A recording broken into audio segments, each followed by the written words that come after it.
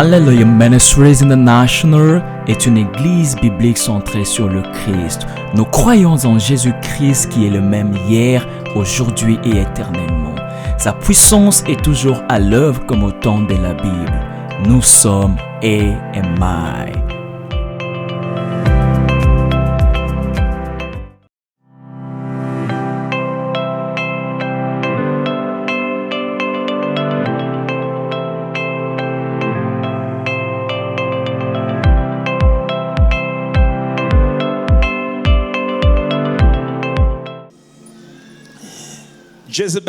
Jézabel est plus qu'une personne qui a vécu hier au 9e siècle. Comme il est révélé dans les Écritures, Jézabel est un esprit. Et comme nous faisons face aux 4 esprits les plus dangereux, nous ne parlons pas seulement des esprits maléfiques qui sont éparpillés, mais nous nous sommes focalisés sur les 4 esprits les plus dangereux parmi d'autres esprits, dans le contexte de l'Église. Nous avons commencé à parler de l'esprit du python, selon les Écritures. Nous avons vu que cet esprit opérait dans une esclave en Israël. Cette jeune fille était une esclave. Et comme Paul et Silas enseignaient, elle continuait à les suivre, disant des choses vraies, mais avec des intentions démoniaques. C'est un esprit de tromperie. Un esprit qui opère sous la table. Il a l'apparence divine, mais il est diabolique, satanique et maléfique. Cet esprit vous tend des pièges, juste comme le python, un grand serpent. Il prépare une embuscade pour une proie. Voilà comment cet esprit opère, à travers la divination, la clairvoyance et des bonnes aventures. Il a séduit un grand nombre de personnes. Ensuite, nous avons parlé de Mammon. Mammon n'est pas un esprit de commercialisation des choses de Dieu. C'est plus que cela. C'est l'esprit de l'argent, la déité du matérialisme qui a envahi le monde entier. L'Église est tombée dans les pièges de l'esprit de Mammon. Cependant, cet esprit ne vous conduit pas seulement à aimer les choses matérielles et la possession du monde, les mettant sur une place que seul Dieu peut prendre dans votre vie. Mais c'est aussi un esprit qui réclame le contrôle de toutes les ressources tout autour. Cet esprit veut choisir qui aura et qui n'aura pas. À cause de cet esprit, beaucoup de gens ont toujours les mains vides. Mais le mode opératoire de cet esprit ne se limite pas aux chiffres et à l'économie mondiale. Ça touche plusieurs autres domaines. Au travers de Mammon, l'esprit du matérialisme, la déité de l'argent, ainsi de suite, beaucoup de gens ont perdu leur vie. Plusieurs familles sont liées. Quelques personnes sont mal barrées. L'ennemi sait que, en touchant à votre santé, il peut bouleverser les plans de Dieu concernant vos finances, pour vos ressources. Et en parlant de cet esprit, nous avons validé combien il est important pour Dieu de nous avertir concernant ces sujets parce que les finances et les ressources qui vous sont données par Dieu ne sont pas faites par le diable, mais sont créées par Dieu. Le premier jour, le deuxième jour, le troisième jour, le quatrième jour, le 5e jour de la création, Dieu était en train de travailler, Dieu était en train de créer, pas le diable. Et Dieu s'est rassuré que toutes ces choses que nous voyons autour nous soient disponibles afin que nous puissions accomplir la mission qu'il nous a donnée. Quand je regarde notre monde aujourd'hui, les ténèbres couvrent le monde. Nos cieux sont remplis de plusieurs nuages. Les nuages de pauvreté, les nuages de difficultés dans toutes les sphères. Et la plupart de ceux qui sont manipulés par des forces invisibles, et je vous préviens que Mammon sait que ce n'est que quand vous aurez des ressources que vous serez en mesure d'accomplir votre mission qui s'adresse aux nuages qui sont dans nos cieux.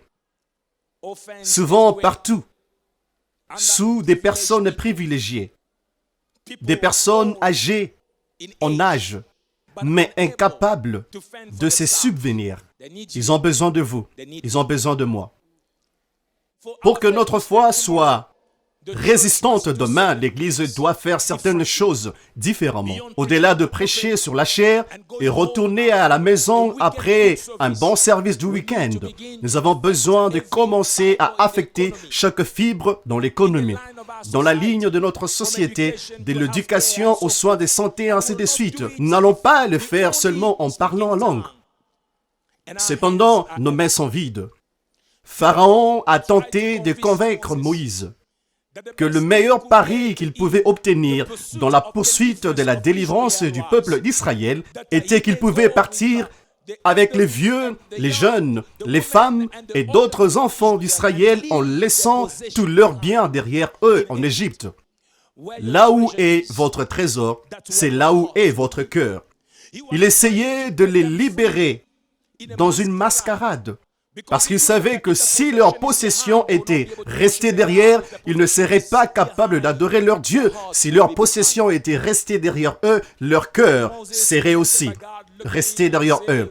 Et Moïse, oint par Dieu, le regarda et lui dit, « Nous n'allons pas laisser de ce qui nous appartient, ni même notre bétail. » Et lui posa la question, « Si nous allons les mains vides, avec quoi allons-nous adorer notre Dieu ?»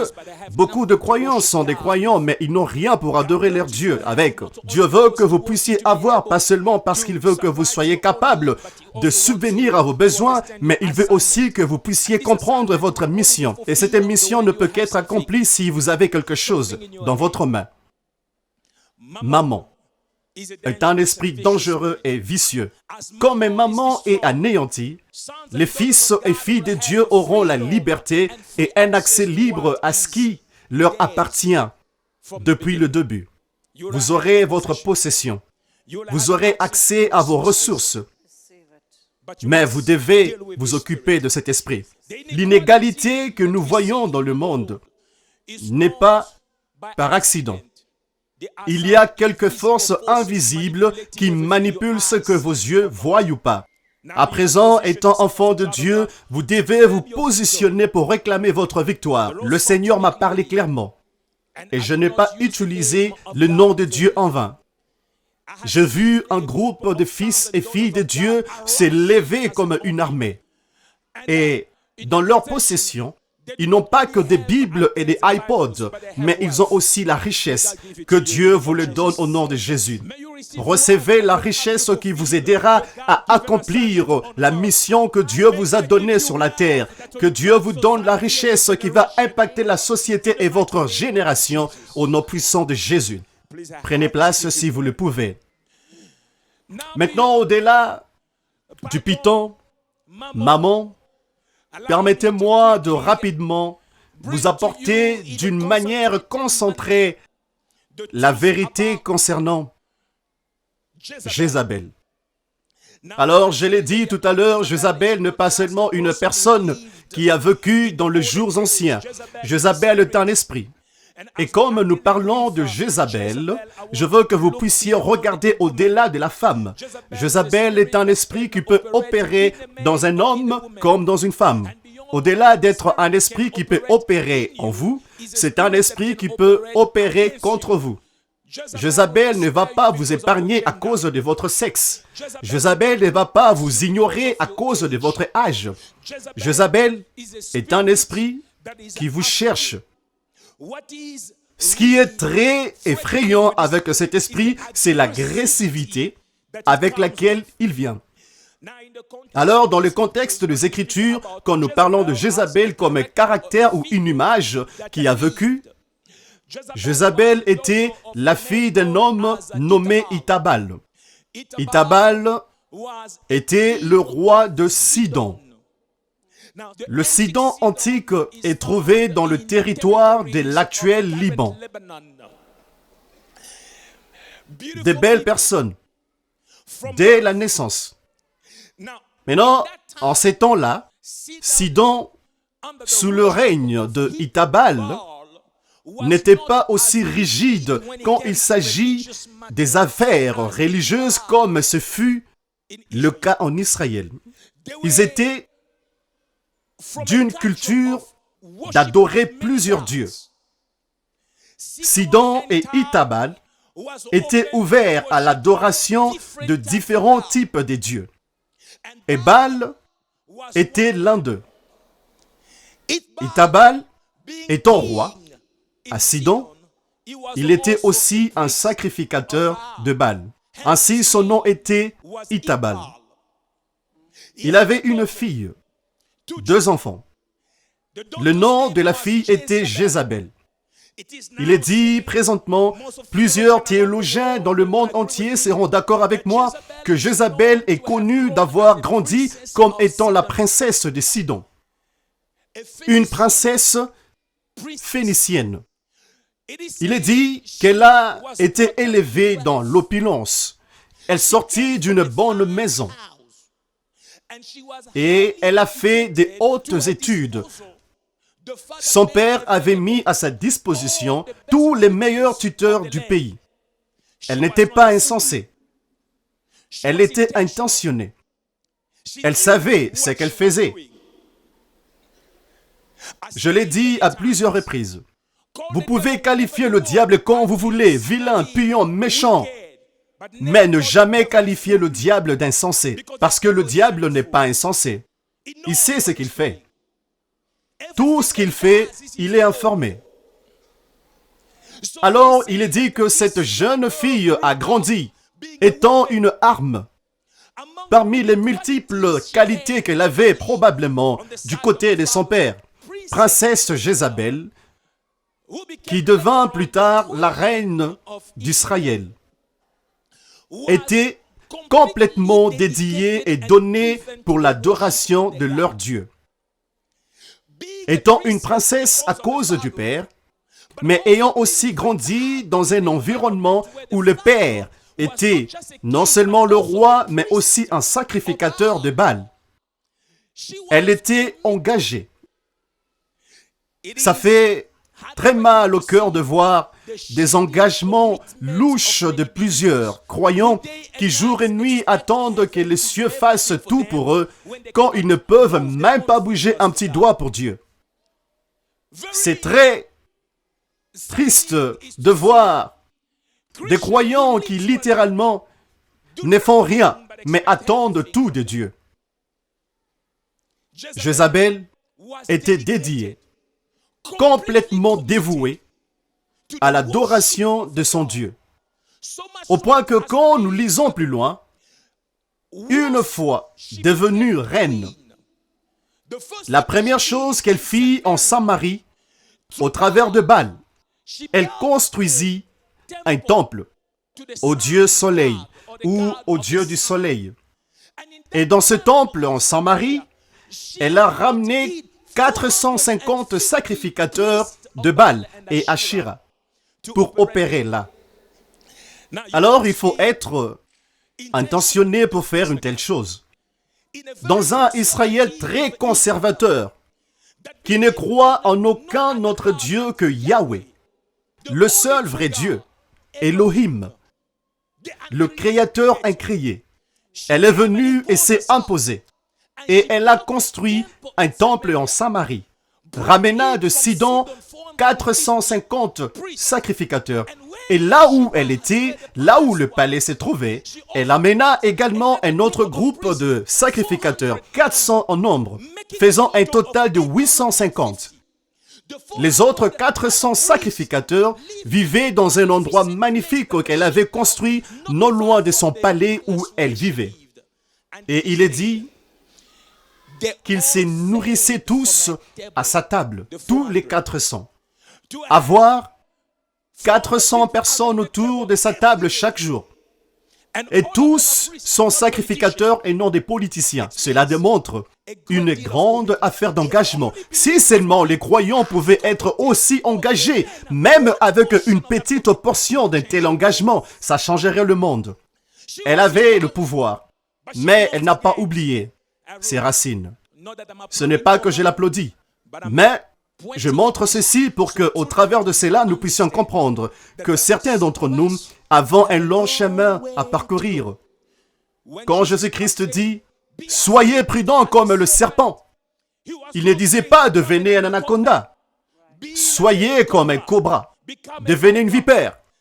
S'il pouvait trouver quelque chose de bon qui pouvait vous inspirer du serpent, vous devez regarder. Cette jeune princesse était complètement dévouée à son Dieu.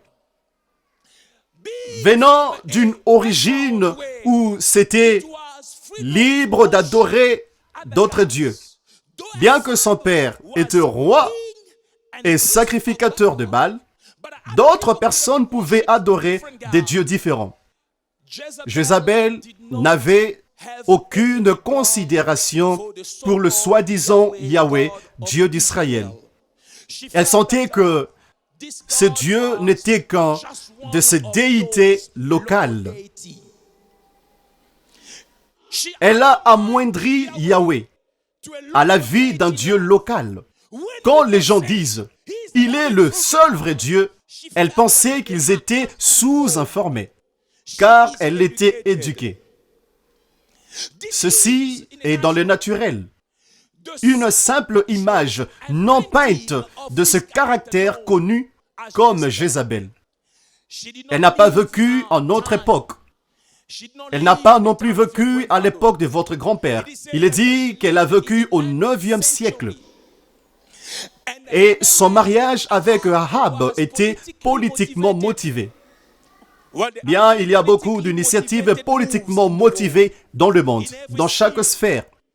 Mais il est dit, les théologiens et historiens réunis seront d'accord avec moi, c'est parce que le roi d'Israël, le père de Ahab, voulait avoir une alliance solidifiée avec son voisin du nord, qu'il suggéra que Ahab, son fils,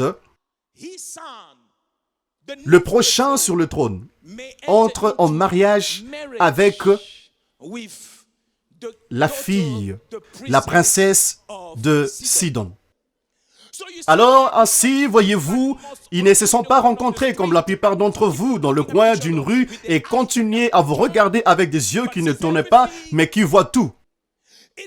Ce n'est pas l'amour à première vue. Quand vous voyez ce copain et vous ne pouvez plus dormir, vous perdez vos sens. Vous commencez même à transpirer en plein hiver. Vous cherchez quelque chose pour vous essuyer. Non, ce n'était rien de tout ça. C'était un arrangement. Ils se sont mariés. Et la Bible dit, Ahab, en devenant roi, a fait d'elle sa reine. Alors, vous devez comprendre, j'ai des fils et j'ai des filles dans cette partie de la région. Des gens magnifiques et intelligents. Mais là où il y a des gens magnifiques, il y a des gens intelligents, l'ennemi essaye d'en utiliser aussi nombreux qu'il le peut, ou qui il peut, ou celui qui a un potentiel. Les gens de Sidon, les gens du Liban, sont des gens courageux, sont des gens intelligents, ce sont des gens avec un esprit ouvert. Et l'ennemi le savait. Si j'ai besoin d'une arme, je dois oublier les Philistins. Peut-être que je devrais prendre dans la racine de ces gens qui sont vaillants, des guerriers. Jézabel arriva. Et maintenant, Jézabel la belle, en lisant la parole de Dieu, nous dit qu'elle aima le maquillage. La Bible l'a vraiment dit. Si Jézabel vivait aujourd'hui, je ne dis pas que qui que ce soit ici, elle aurait de longs cabellos, des longs cheveux, des cheveux d'humain ou d'éléphant, peu importe ce que c'est, ça devrait être long. Écoutez-moi, Jézabel a tellement aimé le maquillage, a tellement aimé les vêtements, que même quand le prophète est venu au chapitre 9 prophétiser que Jézabel, qu'il avait tuée, venait pour le tuer, on lui a dit que cet homme vient pour te tuer. La Bible dit qu'elle alla mettre son maquillage. C'est ainsi qu'elle attendait sa mort. Alors, les théologiens sont divisés sur ce. Pourquoi devrait-elle avoir un maquillage, sachant que l'on venait pour la tuer? Certains disent que la raison pour laquelle elle voulait avoir un maquillage est qu'elle voulait avoir un enterrement digne. Mais il est clair pour beaucoup que la raison pour laquelle elle voulait avoir son maquillage et attendait le tueur, donc le général Jéhu, dans sa chambre, était parce qu'elle voulait faire une dernière séduction.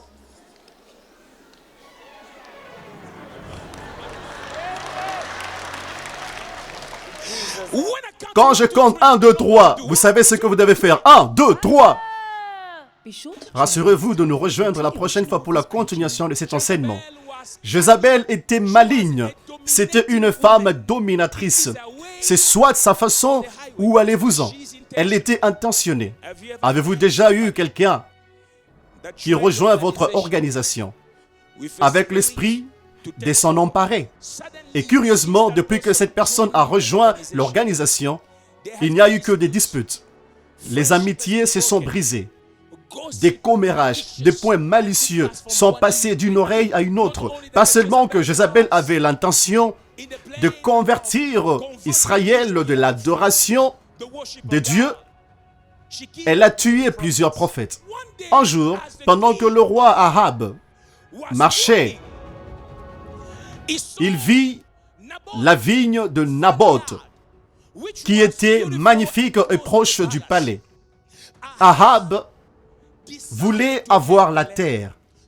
Alors, il appela Naboth et lui dit, « Pourriez-vous gracieusement me donner votre terre? J'aime votre terre. » Mais Naboth lui dit, « Je ne pourrais pas faire une telle chose. Cette terre appartient à mes ancêtres. » Cela déplut au roi qui retourna chez lui.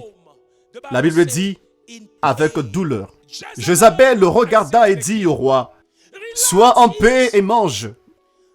Je te donnerai la terre de Naboth. » Le jour suivant, elle écrivit des lettres au nom du roi.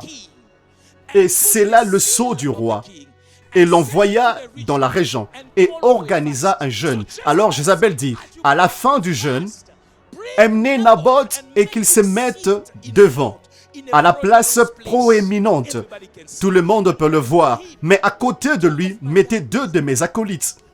À la fin du jeûne, que les miens rapportent qu'ils l'ont entendu, briser le jeûne et a maudit à la fois le roi et Dieu. Pas Baal, mais le Dieu d'Israël. Afin que la colère puisse monter contre Naboth, qu'on l'amène hors de la ville et qu'il soit tué par lapidation. Et qui exécutait cette mission? Les Israélites, manipulés par Jézabel, pas les sacrificateurs de Baal ou d'Ashira.